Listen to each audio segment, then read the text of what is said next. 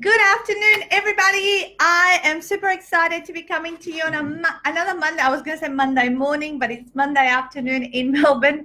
It seems like I've already been, it's already Tuesday. We got up at 5 a.m. this morning to travel across to the West for our very first event for 2020. Our tour begins tomorrow, so we're over in Perth. And it's really only just hit 2 p.m. Here. We're all set up, and I feel like I'm doing another day.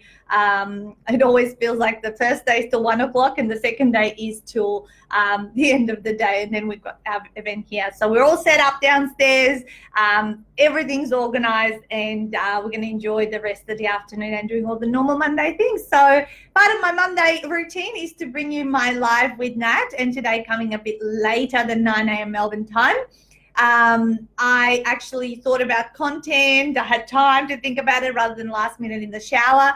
And I thought today we'll talk about value and systems, how that will ultimately get you to success and what some people do and mistakes that they make, and also how to go about creating these. So what I wanted to do is first of all define what I see as a value, how I would define value, how I would define a system. Then I'm going to talk about how do you create these for your clients, and ultimately what are constant mistakes that I see people make in the marketplace when they're promoting themselves, their services, their products, and all that kind of stuff. So if you're enjoying this, give me a love heart or a thumbs and share it and comment or ask questions, because I'm able to monitor everything happening here in front of my screen. I've even set up this hotel room so the light's in the correct direction because it looks super dark. So I've just rearranged all the furniture so you can see me nice and clear. Okay, so thank you, Amanda. Thank you for all the love. All right, so what is value? Well, when I think about value, when I'm a customer of someone's, I think about, how much time and money would I have to spend to solve this problem or complete this task for myself, versus if I was going to invest in someone else to help me do it. Do I see value in it? And how we see value in things is different for every single person, because we also value different things in our lives. We all have a different hierarchy of values. Some people value health a lot more, therefore they're going to spend a lot more time and money towards health products, activewear, gym memberships, a home gym, all that kind of stuff. Other people value their business and their education highly, so they're going to spend a lot of time on personal development seminars, reinvesting everything to continue building their business. Hey, Zelda. And other people might value a lot, their relationships and their families. So therefore, they might invest a lot of their time and money on creating experiences, spending time with their family, going on holidays together, like just all of those lifestyle kind of things. So value is kind of in the eye of the beholder. So, but the key thing when we look to provide value from our business to whom our ideal client is literally to address a pain point that our ideal client has, that it would be a waste of their time and money to try to solve this on their own, or maybe it would be impossible for them to solve it on their own because they may be too close to the problem. Okay, so how does it address a pain point that a certain audience that you're looking to attract is going to be willing to spend money to have solved? So ultimately, also, it needs to promise that I'm gonna support you in saving you time and money, and that is why the investment is so overweighs, what this problem looks like for you. So this is what our businesses need to communicate to other people. If it's how do you make someone else's life easier? Start to think about that. Where is the pain, and are people in the marketplace willing to invest in it? Because not every single target market may be able to invest in your product or service. And one of the biggest mistakes I see people make is say, I can solve anyone's problem. I can work with everyone. Like everyone has this problem. That is kind of like a very wishy-washy and fluffy way to go about promoting your business. You need to, as you go through business, and initially you might feel like you need to say that because you're actually not very clear on who you're trying to attract. Because when you know who you're trying to attract, when you meet this person in front of you, as I will be meeting lots of people in my workshop, I've got 50 people coming to this Perth workshop tomorrow, and I can guarantee you from the moment they walk in, and I actually register my own clients because I want to meet them, shake their hand and say hello a few words. I can tell from the way they are and what they say to me if they are my ideal client. And not every single one of those 50 people, even though they've been targeted through Facebook ads and keywords and age groups and interests and all that kind of stuff, they're still not all going to be my ideal client, okay? I'm very clear of who that ideal client is. It's not everyone who wants to write a book. Absolutely not.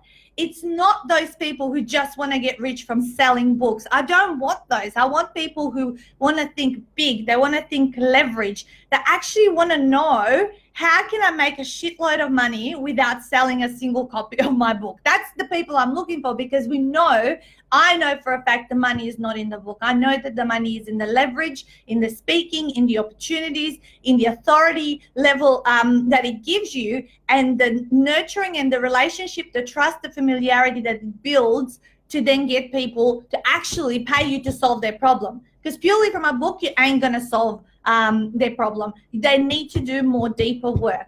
So this is where the system comes in.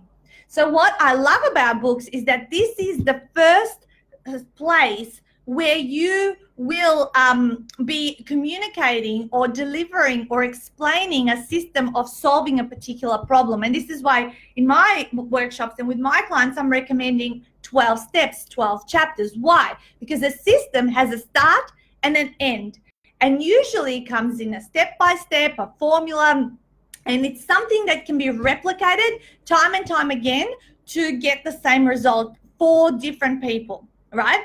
So this way, you're not also going to run your system just one-on-one. You're going to be running it one-to-many, and you're going to be helping a lot more people than just purely, the next person, the next client that comes to see you. So when you have a system, and we like to call this a signature system, because ultimately if you have written about it and pulled it together, you're the one that is going to be able to refine it and improve it. And also people like to know when they invest in something that there's going to be a start and an end point.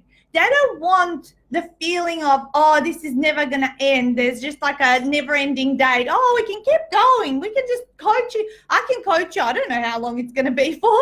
So when you sell an actual system and a start and an end point, it's kind of like nicely packaged up in a box. If you can imagine that virtual box, that is a system that has step 1, step 2, here's the problem, here's the solution. This is how we bridge it through these 10 or 12 steps or 6, whatever it is.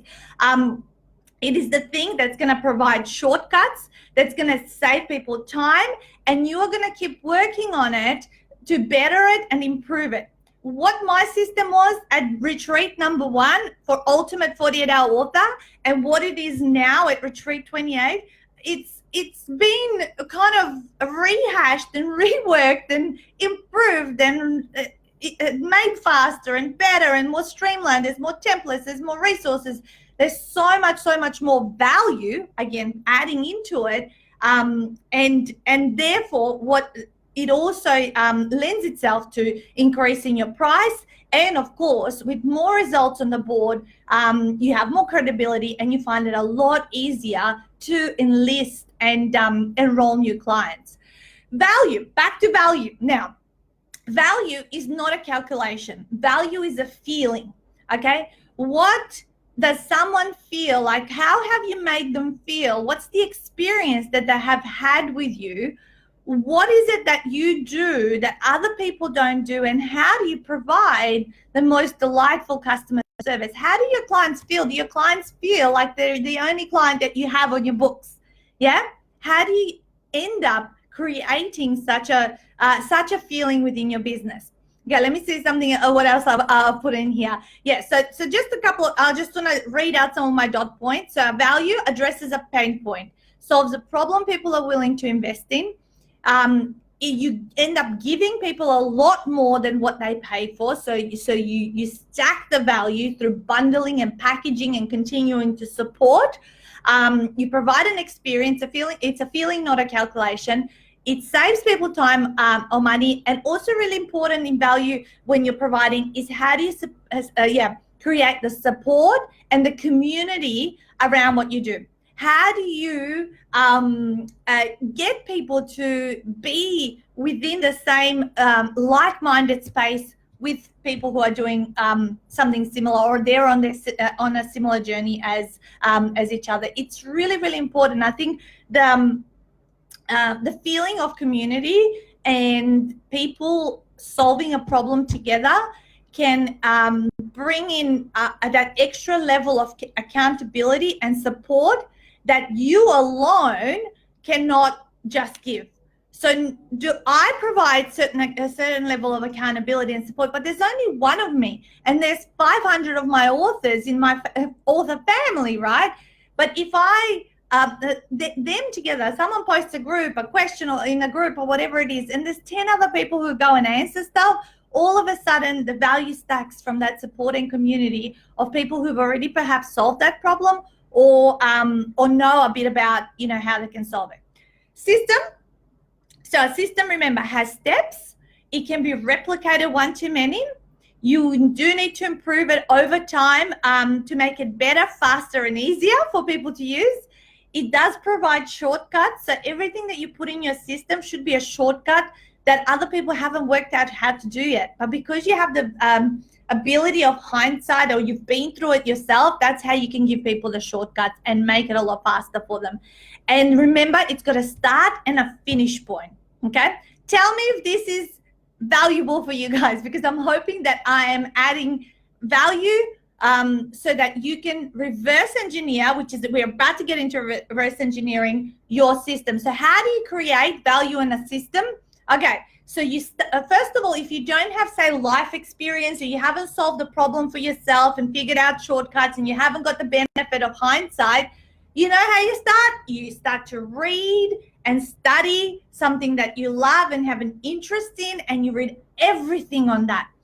Read it, pick up points you love, pick up things that interest you, and start to put together, hey Christine, start to put together your own flavor around solving a particular problem. Do not copy others, because we're all an amalgamation of what we've read, what mentor we worked with, someone said something, a quote was being said there, we've picked up this one way of doing something, and all of a sudden we've blended all of these learnings, lessons and all that, and it has become your signature system, right? Because nothing in this world is new. Everything is repackaged and made sexier for today's marketplace. Even people like Tony Robbins and Jim Rohn and Brian Tracy studied from the people in personal development before them, because we know Tony Robbins studied from Brian Tracy and Jim Rohn, and a lot of some of the stuff that he teaches is very similar the way Jim Rohn or Brian Tracy would say it, but he says it in his Tony Robbins flavor. He doesn't say it in how Jim Rohn would deliver it, or Brian Tracy. They have their own flavor. So he's not a copycat, but he has learnt it, made sense of it, maybe tweaked it a bit, thought about it, and delivers it in his own style. So it's really, really, really important to bring up your own thing. Don't be a copy. Study, create something. Step away. After you've learnt enough, step away, let it sort of digest and all that sort of stuff, and start to create something, that is unique and your signature system. Okay, test and measure is another thing. Is, okay, you might bring out a system, but it may not be spot on to begin with. I mean, nothing's ever spot on, but you can certainly, when you begin to execute or deliver a system like I did initially, the Ultimate 48-Hour Author System, as I say, I'm kind of embarrassed at what it was back at day one, but I didn't know any better. I knew what I knew at the time, and I thought it was the best at the time. Have I improved every single retreat? Absolutely. And I've learned how not to do, and I've learned what to omit, what to bring in, how to prepare my authors better, what to have set up so that everything is a lot more streamlined, and what people I need to employ in order to not go crazy, because it gets busier and busier every single year. So your own experience results. So how do you create it? If you have your own experience results, reverse engineer the steps of what you did and then communicate that as the beginning of the system. And then on top of that, and what I like to do is so this is how I did it. My own experience and results with my first 7 Ultimate Secrets to Weight Loss book. And then I went off and studied. And to this day, I read lots of books on writing books, on marketing books. I read other people's stuff just to get, one hot idea from here. Yeah, I haven't tried that. Maybe I should try that. I then try it, do it for myself and see what works. And then I can communicate and teach it. And as they say, what do they say? Is learn it, do it, teach it. That's kind of what I'm talking about here. Your own experience results, learn it, do it, teach it. Don't just learn it and teach it. It's certainly really important to do the middle step for yourself. Right. So my last point is, how do you create this? You need to write stuff. Book is a perfect starting point to launch a system. And this is why I always say to my clients, look, your book is kind of like in 2 parts. Part 1 is your story, but part 2 is your system, okay? And this is the system that people are going to invest in. Yes, they're interested in your story and if you're credible enough to help them solve this problem because they want to know, hey, you understand me and I can relate to you. But very important is to then present the system and the steps so that they can replicate it and what's in it for me. That's addressing that particular question. It's great to know your story, but what's in it for me? How can I do this for myself? So make sure you don't keep it up here in your head, that you write everything, get it out of your head. It's not helping anyone, just staying there and festering and taking it to the grave. All right, last of all, I want to cover off mistakes people make, and I see it happen all of the time where they don't implement this value plus system equals success, and they don't go about creating. So number 1 mistake, people sell a whole lot of fluff. Okay, fluff that doesn't talk to anyone, doesn't address a pain point. They're trying to attract anyone that would pay any attention to, and a lot of the time this happens in personal development. Would you like to have the greatest life on your own? Fulfill all your desires, live your dream lifestyle. What is that? What the hell is that? Like, it doesn't say anything. You can fulfill your dream lifestyle and live the life of your dream and then have balance in life and all that kind of stuff in many different ways. Yeah, you can do it through better relationships. You can do it through feeling healthier and better about yourself. You can do it by growing your own business, making the money, and then creating a lifestyle. You know what I mean? That is the thing you got to sell, those kind of things. Through what particular, not just live your dream life. Live your dream life, it's different for everybody and everyone. Remember what we said at the beginning of this call, everyone has different values. So how everyone will achieve their dream life will be a different route. For some people will be having an amazing relationship with their children and their partner. For other people, having amazing health. For other people, will be having an amazing career and business, okay? So everyone will, don't be fluffy. Bottom line is cut the fluff and find a niche where you can solve a problem and you can help people actually do achieve. Like when I have my authors hold their book and I get told, Nat, you've changed my life. Because I always say it's not about writing your first book. It's about the person you become at the other end of it. You don't know that yet. You think you want to write a book. Yeah. And that's what I market, write a book. But I know ultimately I want them to have a transformational experience. It's the person they become at the other end of it that actually I'm after. But I'm not telling them that yet because they'll find out for themselves. And ultimately, I'll get to the fluffy bit. But at the front end, I'm going for what keeps them awake at night. I want to write my book. I want to write my book. I want to write my book. Yeah. So I hope you get that. You sell to the ego. You give to the soul. That's a little quote I came up with a few years ago. Sell them what they want, give them what they need is another way of saying it. But I like that. Sell to the ego, give to the soul because they get their transformation. So don't sell the transformation at the front because people are not aware they need transformation. People are not aware that they need to work on themselves and sort out their BS limiting beliefs and all that kind of stuff. All right, next one. Mistakes they make. think they can help everyone. So, everyone that walks needs the solution to with the service that I provide. That's just, again, more fluff. So don't do that. Pick who that person is. Are they 45, 2 kids, husband, employed, 80K a year income? They like going to sport. They like reading fiction, blah, blah, blah, whatever that is. Work it out. I know who my person is and I know what they like, because guess what? My ideal client is me 9 years ago. That's who it was. 7 to 9 years ago. And it evolves as I grow more and more and more. Okay, the next mistake is leave things open-ended. So you leave things open-ended. You don't give people a start and a finish point, and they kind of go, what the hell? How long am I going to have to be paying this person for this service, right? How long am I going to pay them? Like 5 minutes, 5 days, 5 years? And therefore, no one's going to like engage with you in an open-ended kind of non-finishing relationship. Sell a system. That doesn't mean you can't upsell and upgrade and do more and all this kind of stuff. But first of all, you need to sell the system and the package that has a start and an end point. You know, I had a client who I had a short session with. I have a catch up with her once a month. She's been my client like for 6 years. Like, she's still from my one-on-one days, and I love her to death. And I don't do any one-on-one with her. We've just had this relationship, and she loves all that, stuff that we do together. So I've kept her, and it's just the one thing that always happens. She's been my client forever. And but I do not ever engage with people with an open-ended kind of relationship. There's always, you're buying this package, it's going to be this many weeks or this many months, and this is how we're going to work, and this is where it's going to end. After that, yes, you can upsell, you can offer further support. Okay, next one is a mistake that people make when they don't look at creating correct value and a system, is they keep it all inside their heads, right? Keeping it all inside your head is the worst thing you can do, because you're making it all about you, and it's not about you, it's about the people that you're going to help.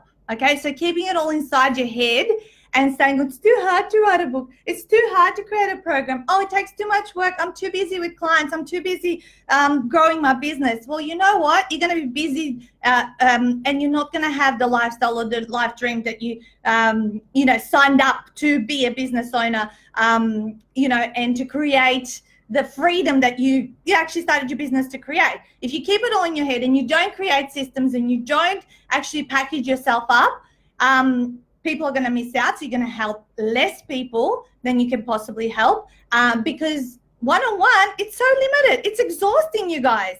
So get over yourself and share your wealth of information. Some people will love it. Some people will hate it. It's better to polarize people and have true fans than to actually try to be liked by everybody. Oh, I'm not going to say the wrong thing. I better not be like this. I better not. Now do what you want. So say how you want to say it. If they don't want it, just say no, thank you. There will come a day you're going to say no to people that are not suited to your business. I said no to 2 people wanting to work with me last week. Why?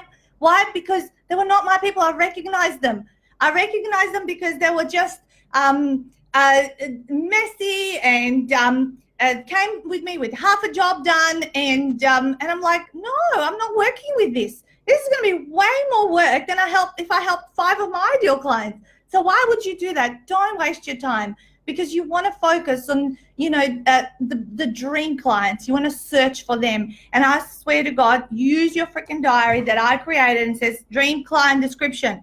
You describe your ideal client, your no dickheads policy, and say dot points right here, all dream client description. Okay, I'm a bit fired up today. Okay, next, last one, I promise. I've been up since 4 a.m.